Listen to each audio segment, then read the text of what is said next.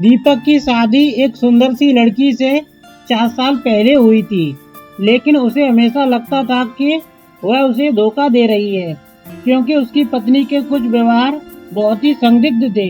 वह मोबाइल पर चैटिंग करते समय लगातार हंसती और मुस्कुराती रहती थी। जब भी दीपक उससे पूछता था कि वह किससे चैटिंग कर रही है, तो वह कभी कहती उसकी माँ थी या कभी कहती कुछ दोस्त।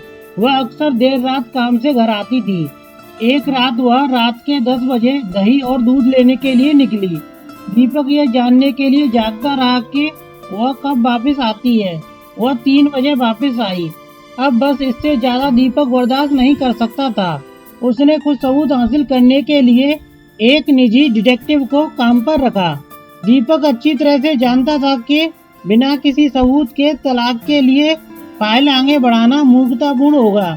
जासूस ने अपना काम बखूबी से किया और कुछ ही दिनों में उसने दीपक को सबूत दिए कि उसकी पत्नी अपने एक दोस्त के साथ उसे धोखा दे रही है।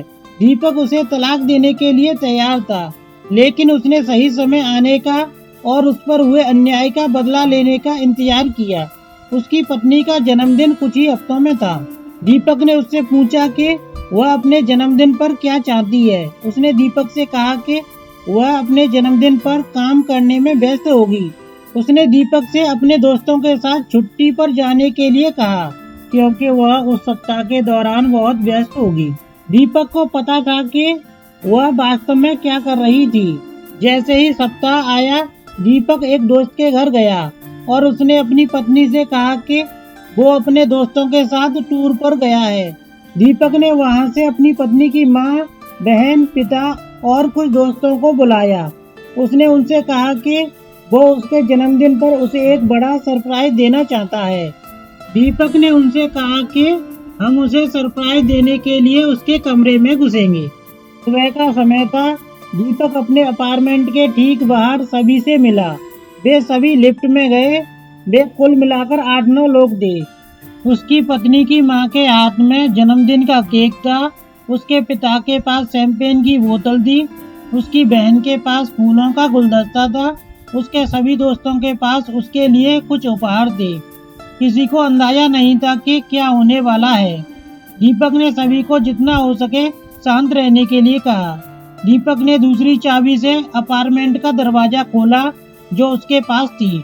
वे सभी दीपक की पत्नी को सरप्राइज देने के लिए बेडरूम में घुसे और वहां वह दूसरे आदमी के साथ चैन से सो रही थी।